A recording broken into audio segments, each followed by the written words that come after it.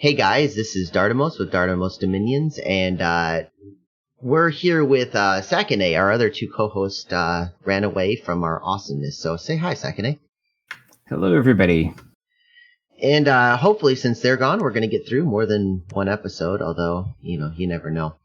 So Vanheim has sent us a message, and I think would have been more useful. Okay, so he's mentioning that one thing that I don't know if you were here for that episode, but Ashdod was building a fort here in Orman, and he did not PD dump, whereas Small C he did, which we just watched. What is your thought on PD? Do you think he should have done that, or do you think that was a good play? Well, looking at the map now, he PD dumped the C. It's not a super high income province. So I don't know, if he's how many turns it's gonna be for him to make up that investment. Now, obviously you want to protect the forts that you're building, but I look at this map and things do not look good for Ashdod, right? So I don't know to what extent he was like, oh, well, poop, I'm going to lose my fort no matter what I do, right? Yeah. Because there's no amount of PD that's going to save you from like 20 vans, right? I mean, that's not true. Yeah. A lot of barbarians might save you from 20 vans, but like... I think you need troops and PD in order to fight. Exactly. You need troops and PD. So unless Ashdod had the ability and the willingness to commit troops to protect that fort, then a PD dump would have just been a waste of money there.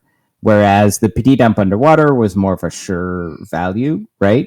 But I don't know how much he's gaining out of that. So the other thing that's interesting is that I don't think that Van will ever take this province.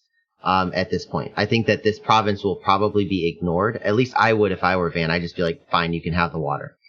Well, that's the added value to that move, is that Van had like one shot to get underwater, and he tried and he failed, which now basically means that underwater income is going to be Ashdod's, and so that's great for Ashdod.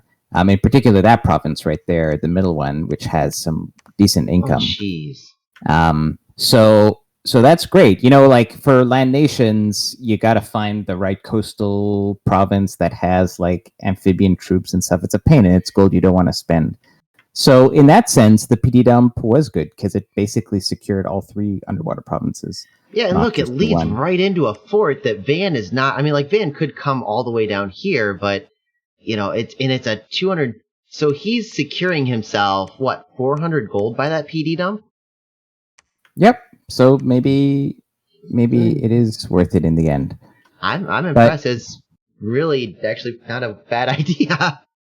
I mean, I don't know if it was thought out that way to that extent, but it turned out okay, I guess. Yeah. Okay, so moving into the fights, boring fight.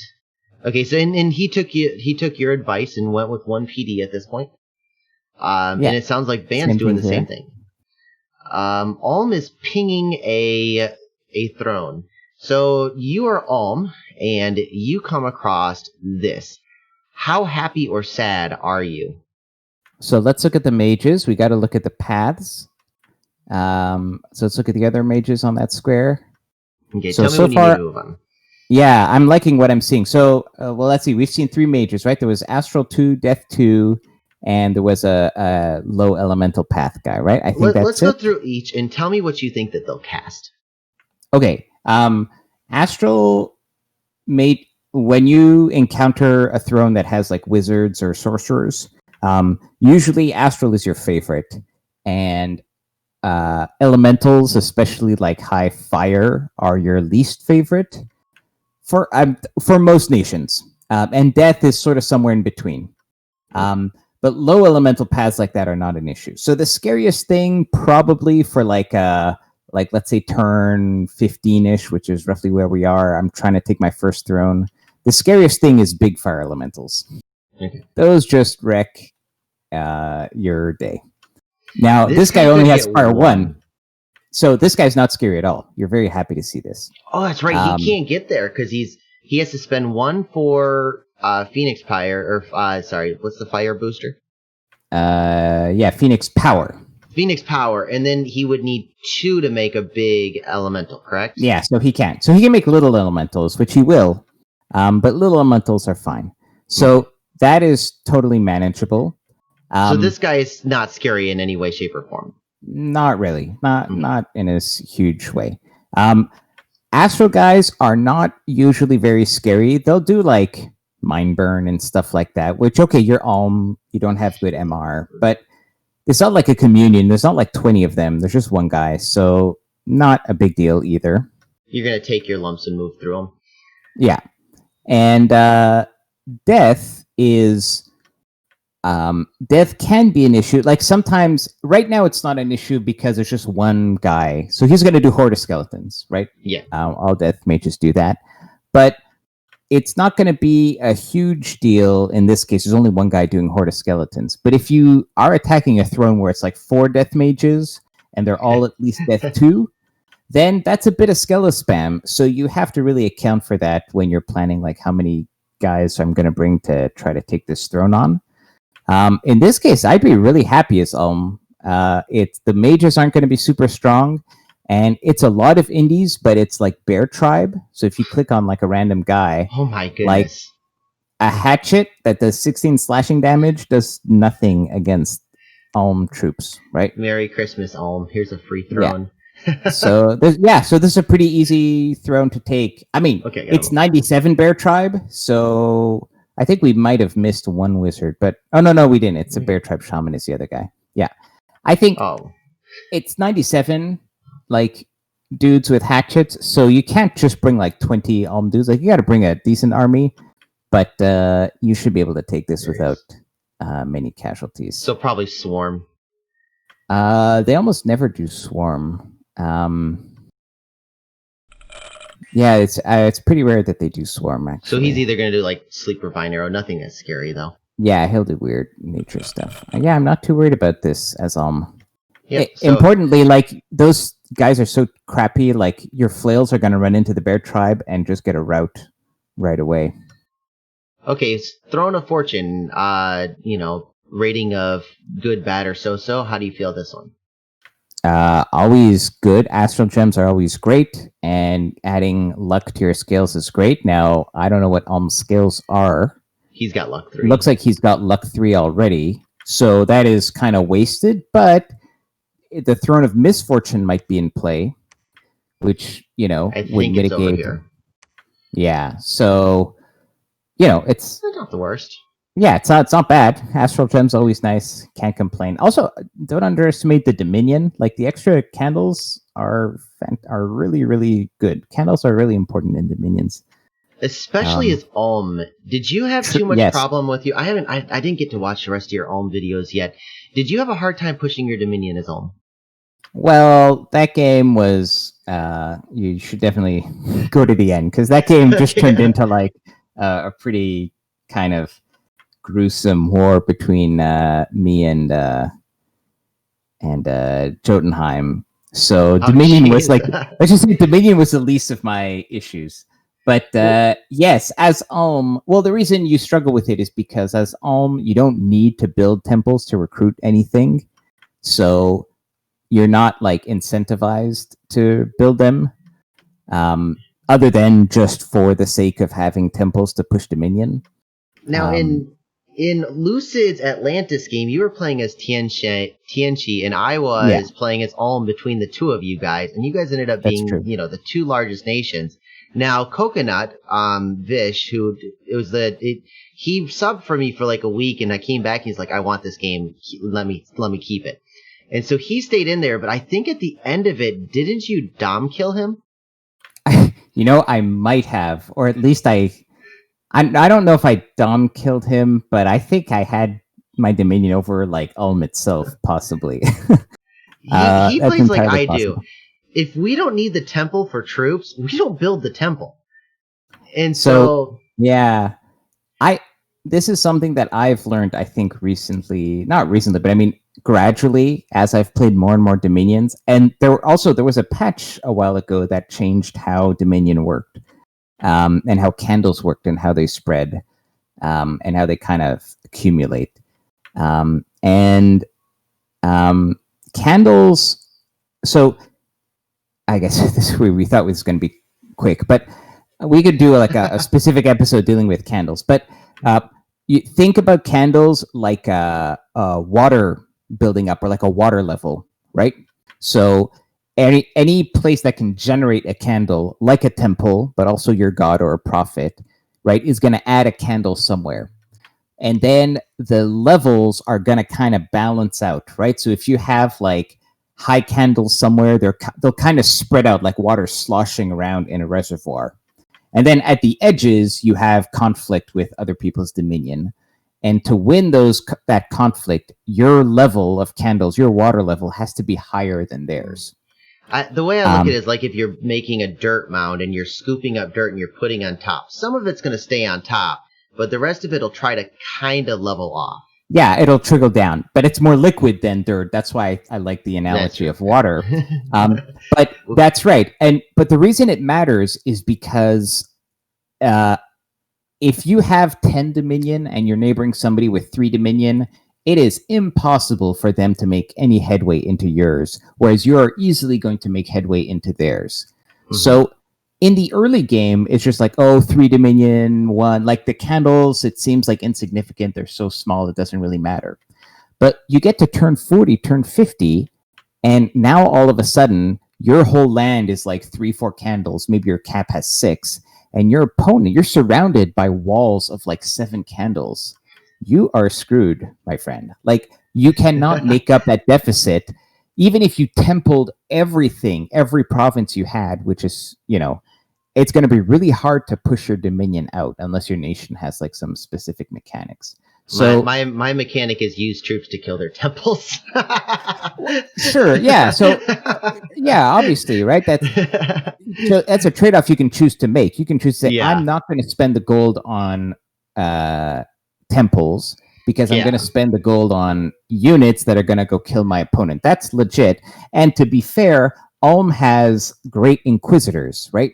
So Ulm can, in their capital, they have Holy 2 inquisitors, which are fantastic. Is that the Black Priest? These guys. Oh, no, they are. Exactly.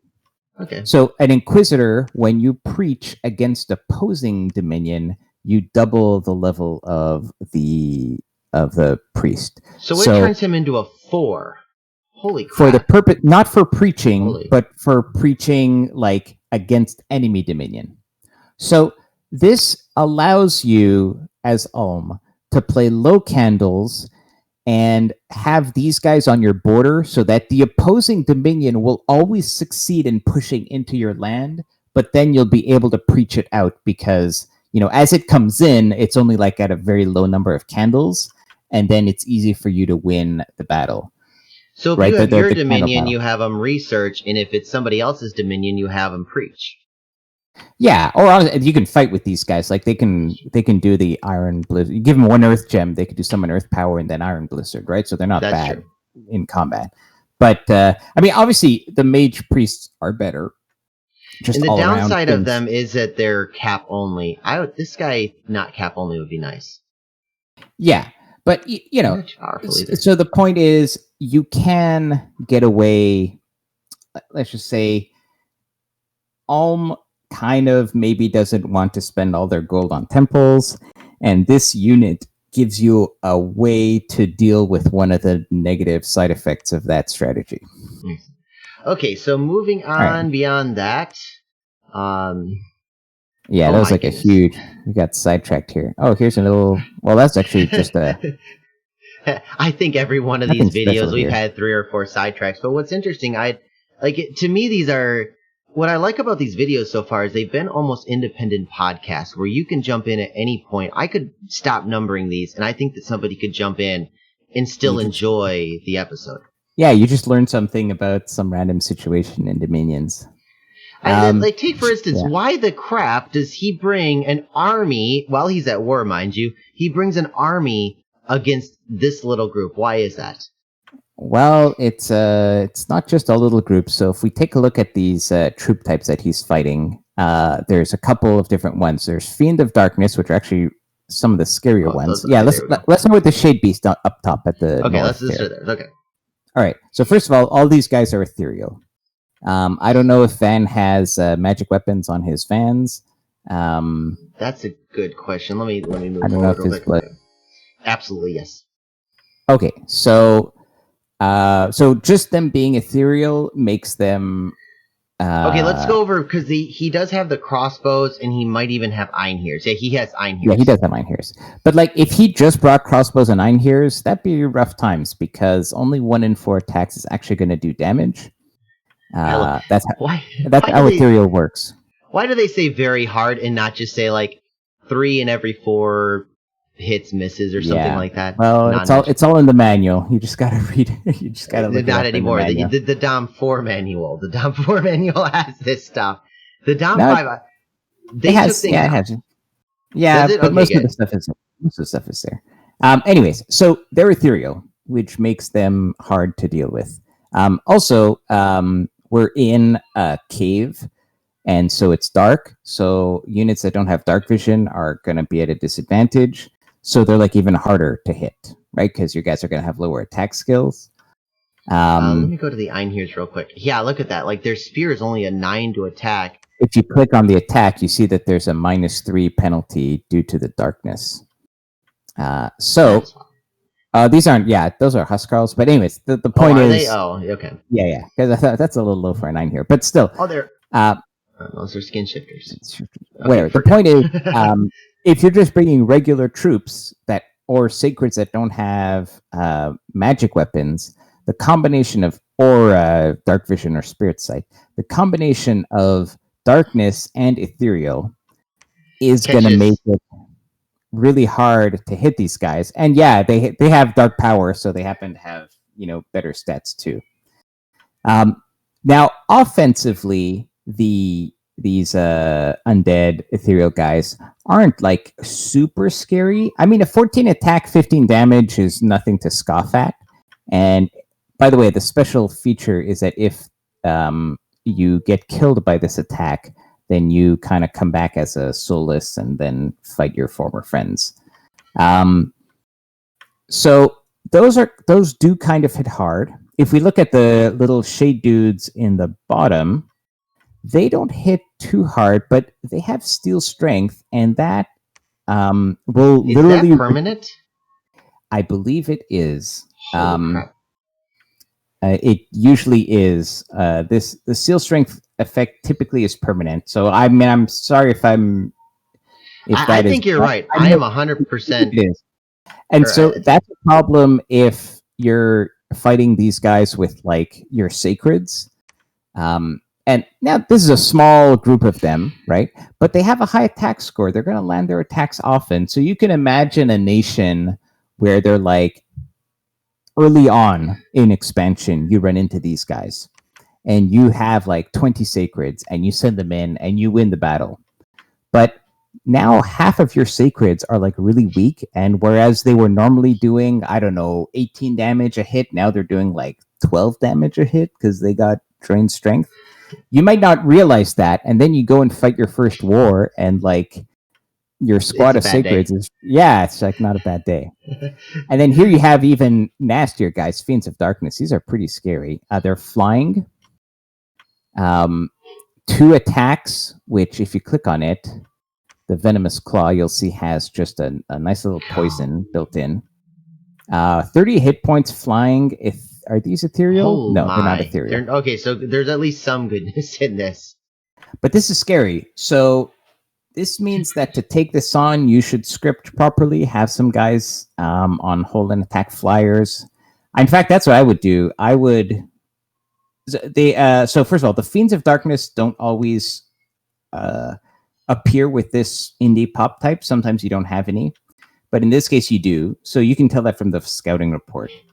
So can you fly in caves? I'm sorry. Yep. Okay. So you said if you're on pause, you'll see them fly, I think, right? Probably. You said, sorry, if you see from the scout. Oh, I can't see from the scouting report anymore. Yeah, we can.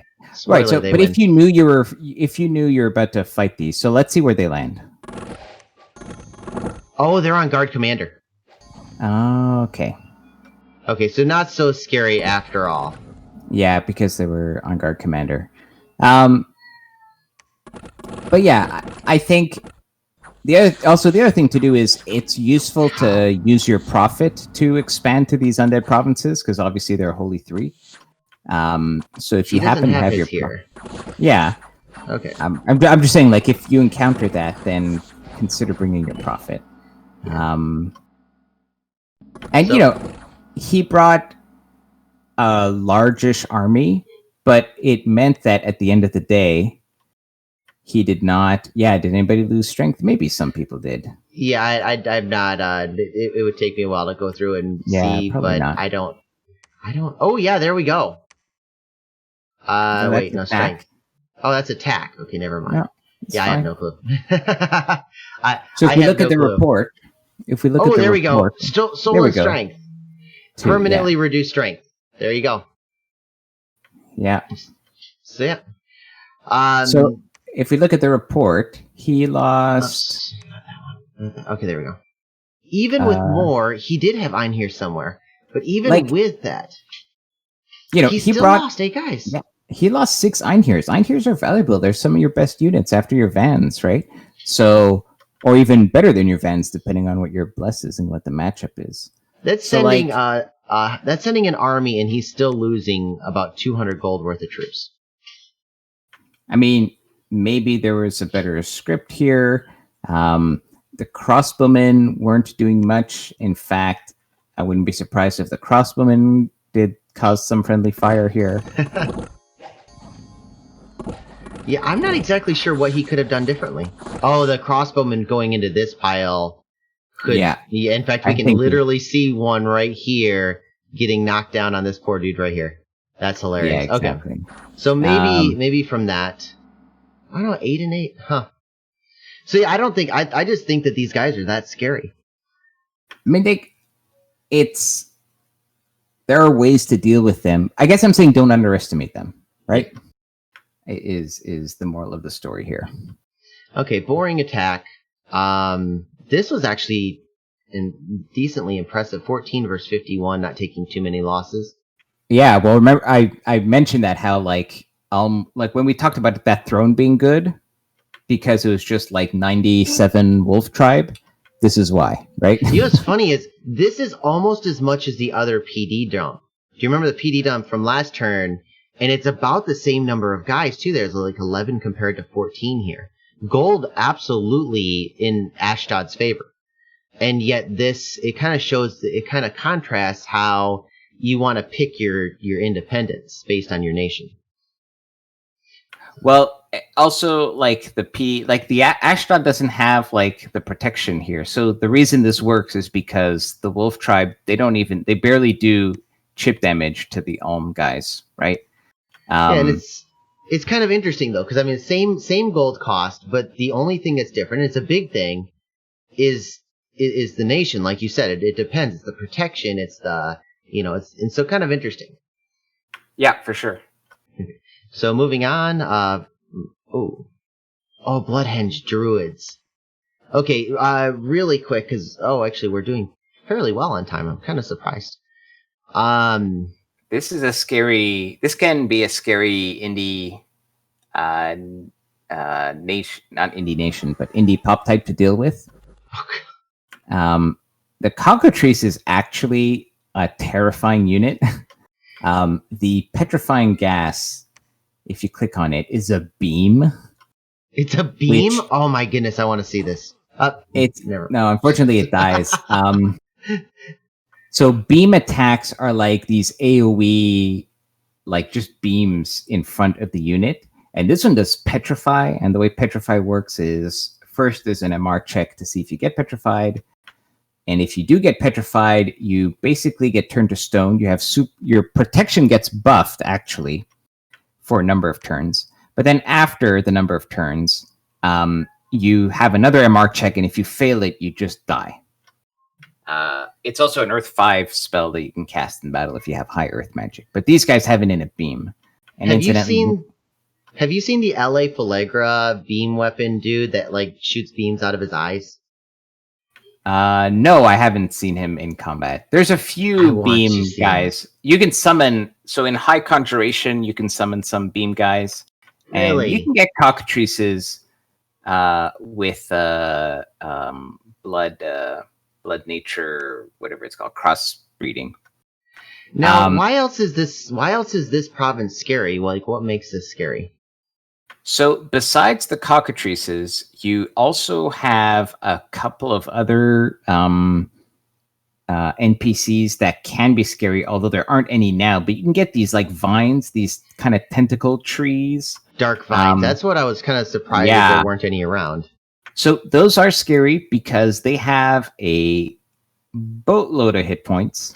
They have some damage resistances. So if that happens to be what your expansion shaft is using, then you're screwed. They just have so many hit points that your army can be stuck trying to kill them and just getting hit by other stuff. And the mages are scary because they come with blood mages and they'll just do agony. And agony is a AoE 1 damage and major fear spell. So agony does damage, but it also does a fear attack, a morale attack. They went into a Sabbath. Okay, they do have at least 1 or 2 slaves. So they have 2 slaves. Exactly. Fortunately for us, and unfortunately for the indies, they're pretty dumb about how they communion up. So that can be to your advantage. Now, but one time, agony is an issue. I had them cast, I think it was Blood Rain, while I was expanding, and that was terrifying. All of a sudden, you're going into an indie expansion, and the whole screen turns red. And so, Blood Rain is a Blood 7 or Blood 8 spell that reduces everybody's morale on the battlefield by 4. So it wasn't that big of a deal, but holy crap, I'm scared the bejesus out of me. Yeah, so it's normally scary. Not so much this time. He didn't even bring any sacreds with it, and he just rolled over him. So worked well for. For Airmore, not so scary because the main issue here is fear from agony, and undead don't care. So. And foul spawn are pretty crappy. So so Airmore is well suited for this pop type. And then another boring attack, and another boring attack. And then we had a. Was this a bump? This was a bump. Okay. Yeah, looks like a bump.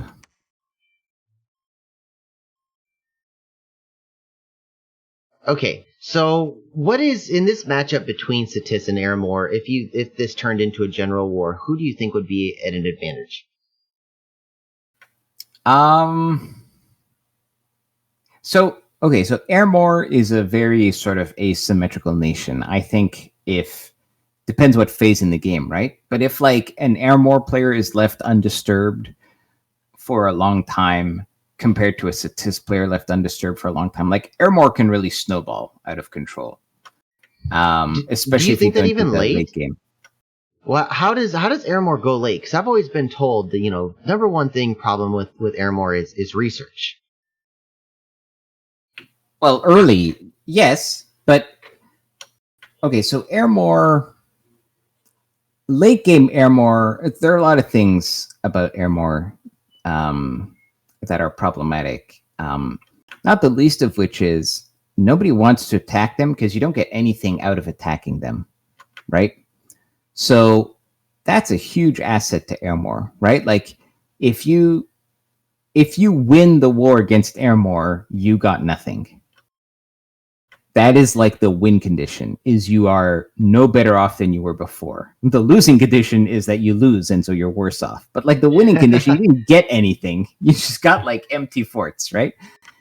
So 0 pop all the way around. That's wild. Yeah, exactly. Because there's no income. I mean, you get gems maybe. And I'm sure this one started with 200 income and it's down to 34. Oh yeah. And in addition, just the number of skeletons, like you will have thousands upon thousands of skeletons in every province easily, right? So it's the skeletons aren't scary individually. There are a lot of things you can do to fight skeletons, but it means you can't just like raid. Yeah. Like you got to go in there with like an investment in troops or in gear or whatever. So attacking Airmore is super painful just in general. So that's what I mean. Like, so Airmore is kind of asymmetrical in that sense. And like a late game Airmore, nobody wants to have to deal with. But in terms of like an early war or like an early to mid game war, I think Cetis certainly has some things going for it. And some handicaps too. So Airmore is almost always going to take cold 3, and Cetis is cold blooded. So that sucks. So you're going to have huge fatigue issues as a cold blooded nation going into Airmore. Now, Cetis on the bright side, first of all, they have all their mages are nature mages. So supply is not going to be an issue. You're never starving. Why is that? Because nature mages all have a built-in like supply bonus. So if you click on any nature mage, it might have like a nature 1 mage has a supply bonus of 10. Do we have any nature mages? Okay. You could just click on like, yeah.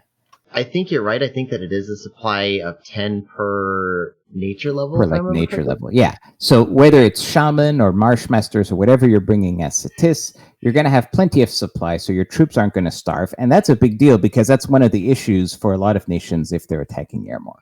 So and that not only that, but you can make supply items too, which is nature. Yeah, but like you don't even have to like spend your nature gems doing that, right? So that's like a big thing that's taken care of. So that's nice. Also, you have access to Holy 3 guys. Like you have Great Priests as Cetis. So in the early to mid game, having like really powerful banishing, like you can have these are recruit anywhere. They're slow to recruit. Yeah, it's wild. But recruit anywhere Holy 3s is pretty sweet. So your banishment spam is going to be pretty crazy. Now, it depends what your build is as Cetis and what exactly your banish is and what exactly your smite is. But pretty much no matter what it is, Holy 3s are going to pretty much wreck Airmore until they get... Honestly, even with anti-magic, a bunch of Holy 3s are still going to be pretty nasty. We didn't talk about is that... Because we talked about blesses in the episode with the Cetis player. I mean, putting pen on this guy would not be the worst thing in the world. And you want astral, what we went with was an astral earth combo, and going with penetration to reinvig would not be a terrible thing. I agree with that. I mean, MR is not a bad choice, but pen is totally worth considering too. Because don't forget, you're doing the shaman are sacred too as your astral mages and your communions. So you're doing astral communions too there. So penetration is certainly called for. Yeah. So anyways, Cetis has Holy 3. And honestly, the Marshmasters with the nature, the nature death, the Skelispammers for Cetis it's not so much for the Skelispam, but death magic is really key in fighting against Airmore. First of all, because you can kill a Timu with dust to dust. You just delete him. Like, he's just completely irrelevant.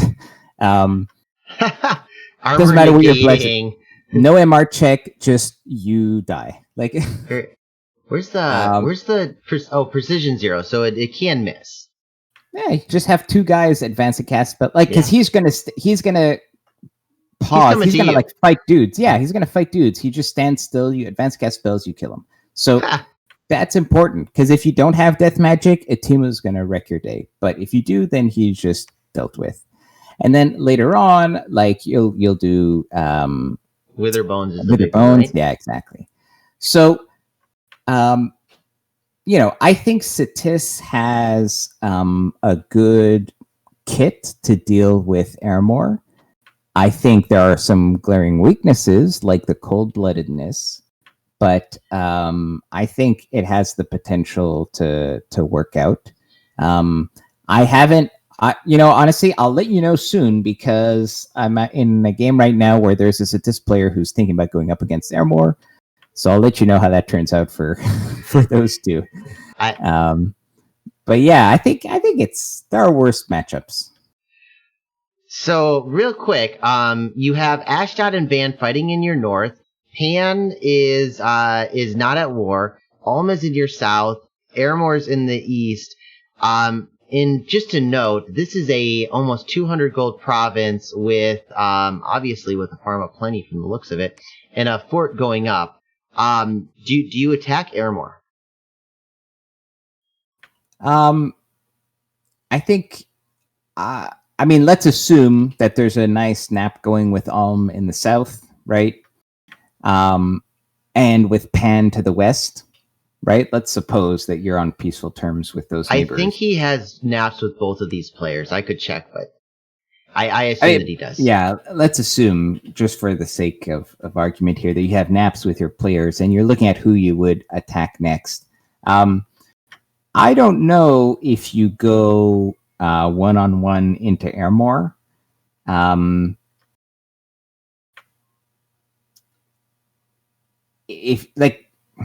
don't know if you go one-on-one into Airmore. It's probably going to be easier to team up on him. I've always been told the first person that fights Airmore loses. Well, yeah, that's why you don't want to be one person fighting him, right? You want to be the first person who fights Airmore loses, yes, but not if it's the first three people together. You know what I mean? Like, if Satis and Marignan and who else, like, I guess Ulm? You could have Pan or Ulm or Ulm. Well, Pan, Pan, geographically, it's not really going to work out. But, like, I think there's a strong case to be made. Like, if I'm Satis and I'm eyeing some of Airmore's western provinces, I would go and talk to Pan and Mary. And I would tell them this. I would say, look, Airmore is going to take over the big lake on your border. Mm-hmm. And in particular for Pan, right? He's going to border your cap. And none of you guys are underwater nations. You'll never be able to uproot him from the lake. In fact, I'm surprised that Airmore has not yet gone underwater, but he might be about to. So I would tell Marignan and Pangaea, guys, let's team up quickly. Let's just deal with Airmore real quick. Get it over with, bite the bullet. Get it over with. So there are people are of differing minds on this. I'm a strong believer in like kill Airmore early on. Satis actually has good reason to start up 200 gold for building. Hey guys, I will take that sacrifice and attack Airmore with you if I really have to. Right, yeah. So Satis has something to gain for it. Now, I think Marignan and Pangaea, it takes a bit more like forward vision to see why it's important for you to deal with Airmore first. But yes. I do think you want to do that as those nations. Everybody involved would, in the long run, will benefit. But the thing is, let's say you're Satis and you're proposing this coalition, you have to find a way to make Marignan, for example, see the benefit, right? It has to be worth it for them. And you have to find the way diplomatically to make them see why it would be to their advantage, to help you on that quest. If that doesn't happen, then Satis should go kill Ashdod. Okay. Just go vulture Ashdod. Well, we'll see in the next episodes whether they actually listen to you or whether they go forth and kill each other or other people. So thank you again for joining me, Zach. I really did enjoy this. And I'll see you guys in the next one. Yeah, it's my pleasure. Thanks for having me.